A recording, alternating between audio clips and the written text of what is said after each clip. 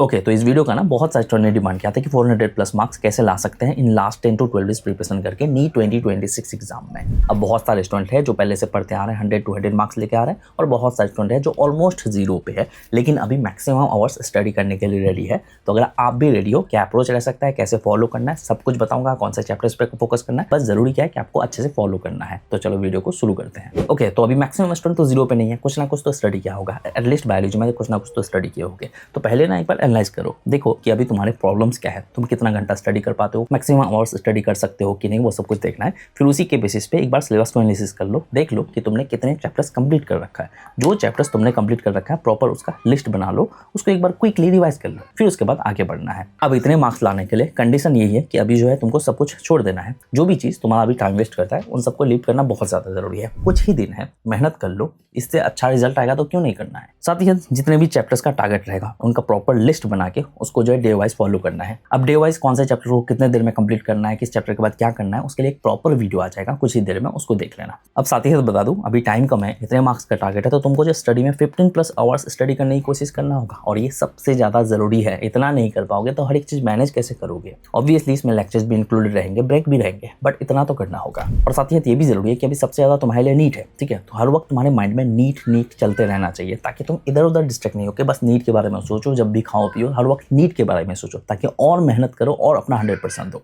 और साथ ही साथ एक प्रॉपर शेड्यूल फॉलो करना होगा। शेड्यूल क्या होगा, एक वीडियो आ जाएगा, उसको देख लेना। अब अगर मैं चैप्टर्स की बात करूं, देखो मेन फोकस तुम्हारा बायो प्लस केमिस्ट्री पे ही रहेगा, ठीक है। बायो के मैक्सिमम चैप्टर्स करोगे, 22 to 23 चैप्टर्स करोगे, और केमिस्ट्री के जो है तुम 10 to 12 चैप्टर्स करने की कोशिश करोगे। या फिर अगर तुम फिजिक्स को भी इंक्लूड करना चाहते हो तो फिजिक्स के मॉडर्न फिजिक्स को इंक्लूड कर सकते हो। अगर फिजिक्स पहले नहीं पढ़ा है फिर भी मॉडर्न फिजिक्स को कर सकते हो। अगर तुमने फिजिक्स में पढ़ रखा है तो कोई दिक्कत नहीं, और चैप्टर्स को कर सकते हो, ठीक है। लेकिन मेन फोकस तुम्हारा बायो पे रहना चाहिए। बायो में ऑलमोस्ट फुल करना है, बट फुल नहीं, 20 to 23 चैप्टर्स जो मैंने बता रखा है उनको करना है। डे वाइज प्लानर का वीडियो आ जाएगा, उसको देख लेना। केमिस्ट्री में तुम क्या करोगे, इनऑर्गेनिक केमिस्ट्री पे मेन फोकस रखोगे, या फिर तुम फिजिकल केमिस्ट्री के चैप्टर्स भी कर सकते हो, like mole concept, atomic structure, इन सबको कर सकते हो। या फिर तुम और कुछ एक्स्ट्रा चैप्टर्स करना चाहते हो ऑर्गेनिक के तो उसको भी कर सकते हो। यहाँ पे तुम्हें अपने अकॉर्डिंग देखना है। मैं प्लानर में जो बताऊंगा दोनों का ही ऑप्शन दूंगा, कोई दिक्कत नहीं है। साथ ही हर एक चैप्टर का इंपॉर्टेंट टॉपिक्स भी करने होंगे, कुछ एक्स्ट्रा चैप्टर का इंपॉर्टेंट टॉपिक्स भी करने होंगे जो इजीली समझ सकते हो। आगे बात करता हूँ रिसोर्सेज की। अगर मैं बात करूँ तो अभी तुम बैच से नहीं पढ़ सकते, यूट्यूब से उम्मीद बैच को सिंपली फॉलो कर लो। बायोलॉजी के लिए तो इजीली फॉलो कर सकते हो। साथ ही साथ एनसीईआरटी डिटेल वैसे नहीं पढ़ सकते तो क्विक एक्सप्लेनेशन वाले वीडियोस देख सकते हो, और लेक्चर जब भी देखोगे लेक्चर देखते देखते एनसीईआरटी को पढ़ सकते हो। इससे तुम्हारा दोनों चीज एक साथ हो जाएगा, कॉन्सेप्ट भी क्लियर हो जाएगा।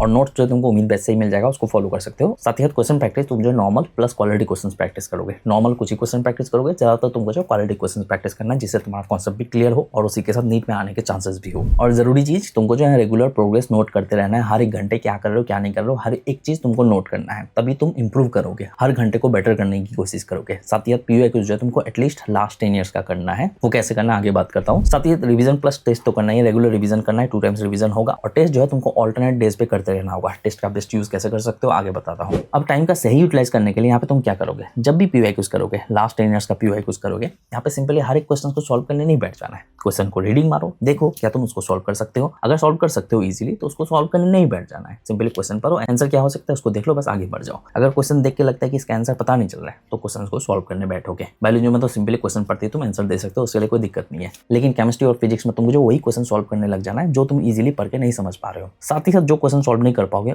उस क्वेश्चन का सॉल्यूशन जो है तुमको प्रॉपर एक्सप्लेनेशन देखना है। उस एक्सप्लेनेशन से भी अगर समझ नहीं आता तो उस क्वेश्चन से रिलेटेड टॉपिक को जाके अच्छे से रीडिंग मारना है, अच्छे से पढ़ना, अच्छे से समझना है। फिर उसी टॉपिक से रिलेटेड कुछ एक्स्ट्रा क्वेश्चन भी प्रैक्टिस करना है। अब उसी के साथ तुमको जो टेस्ट अटेम्प्ट नहीं करना है, 10 फुल मॉक टेस्ट उठा लेना है। सिंपली उसमें देखना है कि कितने question simple and direct type के हैं, यानी कि उस क्वेश्चन को पढ़ के तुम आराम से समझ पा रहे हो और उसका आंसर भी सिंपल है, यहाँ पे तुम आराम से उसको याद भी रख सकते हो। तो उस टाइप के जितने भी क्वेश्चन है उसको जो अलग से कॉपी में लिख सकते हो और उस क्वेश्चन को ना बार बार रिवाइज कर सकते हो। क्वेश्चन को 1-2 बार रीडिंग मारोगे, फिर उसके आंसर को, ऑप्शंस को बार बार रीडिंग मारोगे, आंसर को माइंड में रखोगे, क्वेश्चन को माइंड में रखोगे, ताकि सिमिलर क्वेश्चन अगर नीट एग्जाम में आ जाते तो आराम से सॉल्व कर पाओ। और साथ ही वो क्वेश्चन जिस भी टॉपिक से पूछा गया उस टॉपिक को भी एक बार अच्छे से पढ़ लेना, ताकि अच्छे से कॉन्सेप्ट भी क्लियर हो जाए, ताकि सिमिलर टाइप के क्वेश्चन भी आए तो आराम से सॉल्व कर पाओ। नेक्स्ट इंपॉर्टेंट क्वेश्चन जो कि तुमको यूट्यूब से मिल जाएगा, यहाँ पे सिंपली क्या करोगे, वो क्वेश्चन जिस भी चैप्टर से पूछा गया है उस चैप्टर के उस टॉपिक को जो है तुमको जो प्रॉपर तरीके से क्लियर कर लेना है। स्पेशली तुम बायोलॉजी से रिलेटेड आराम से कर सकते हो, उस टॉपिक को अच्छे से समझना जरूरी है। फिर जो है जो भी इंपॉर्टेंट क्वेश्चन है उसको सॉल्व करने की कोशिश करोगे। अगर सॉल्व होता है ठीक है, नहीं होता है कोई दिक्कत नहीं, उसी क्वेश्चन को 2-3 बार और रिपीट मारोगे। जितने भी इंपॉर्टेंट क्वेश्चन है आज सॉल्व कर लिए, फिर 2-3 दिन बाद फिर से करोगे। इस तरह से तुमको जो करना है, क्योंकि वो इंपॉर्टेंट क्वेश्चन है, आने के चांसेस ज़्यादा है तो तुम आराम से सॉल्व कर सकते हो। अगर चैप्टर को नहीं भी पढ़ते हो ना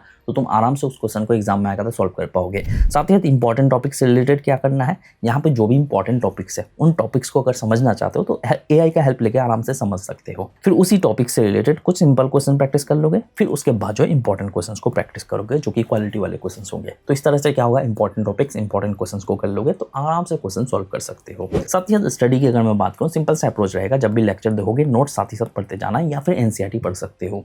नोट्स जो कि तुमको उम्मीद बैच से ही मिल जाएगा, वहां से कर सकते हो, या फिर NCERT को साथ ही साथ पढ़ते जाओगे तो तुम्हारा कॉन्सेप्ट यहाँ से क्लियर हो जाएगा, जिसके लिए तुम 3 आवर्स दे सकते हो। फिर उसके बाद जो तुम NCERT रीडिंग तो मारोगे, साथ ही साथ इंपॉर्टेंट टॉपिक्स को स्पेसिफिकली फोकस कर सकते हो। उसके बाद जो तुम क्वेश्चन प्रैक्टिस करोगे, जो कि इंपॉर्टेंट क्वेश्चंस को ही ज्यादा प्रैक्टिस करना है। एक बार नॉर्मल क्वेश्चन प्रैक्टिस कर लोगे, फिर इंपॉर्टेंट क्वेश्चंस पे स्विच कर जाओगे। अगर क्वेश्चन सॉल्व नहीं कर पा रहे हो, उसका सॉल्यूशन देखो, समझो, फिर उस क्वेश्चन को 1 से 2 दिन बाद दोबारा से सॉल्व करने की कोशिश करना है। PYQ जो है तुमको सिंपली सॉल्यूशन देखना है, जो कि मैंने पहले बता दिया। उसी के साथ रिवीजन की अगर मैं बात करूं तो फ्री टाइम का भी यूज करना है, जिसके लिए तुम TWS का बेस्ट यूज कर सकते हो। सिंपली कभी भी फ्री टाइम में बैठे हुए थोड़ा बाहर हो तो सिंपली क्या करोगे, रिवीजन वाले लेक्चर्स प्ले कर दोगे और TWS लगा के उसको सुनोगे, और बाकी जो तुम काम कर रहे हो नॉर्मली उस काम को कर सकते हो। कुछ ना कुछ सबकॉन्शियस माइंड में जाएगा तो तुम्हारा माइंड हर वक्त नीट के अकॉर्डिंग ही रहेगा, तो अच्छे से फोकस कर पाओगे। साथ ही साथ रिवीजन का जो टाइमिंग आएगा मॉर्निंग और सोने से पहले, आज जो पहले उसको सोने से पहले रिवाइज करोगे। अर्ली मॉर्निंग वही चीज रिवाइज करना जो पहले पढ़ चुके हो, परसों पढ़े हो, उससे पहले पढ़ो, उसको रिवाइज कर सकते हो। अब एक चीज समझो, अभी टाइम कम है, दिमाग में आ रहा होगा कि पॉसिबल नहीं है, लेकिन एक बार ट्राई करने की कोशिश करो। पॉसिबल होगा कि नहीं होगा उसके बारे में नहीं सोचना है, बस रेगुलर मेहनत करने की कोशिश करो, रेगुलर अपना 100% यूज करने की कोशिश करो। एक बार माइंडसेट बना लो कि मैं किसी भी तरह से इतने मार्क्स लेके आऊंगा, फिर क्या पता तुम आराम से कर सकते हो, क्या पता कि नहीं भी कर सकते हो, कुछ भी हो सकता है, बट तुम रेगुलर यूज करना तो सीख जाओगे ना। साथ ही साथ स्टडी का हैबिट बनाओ।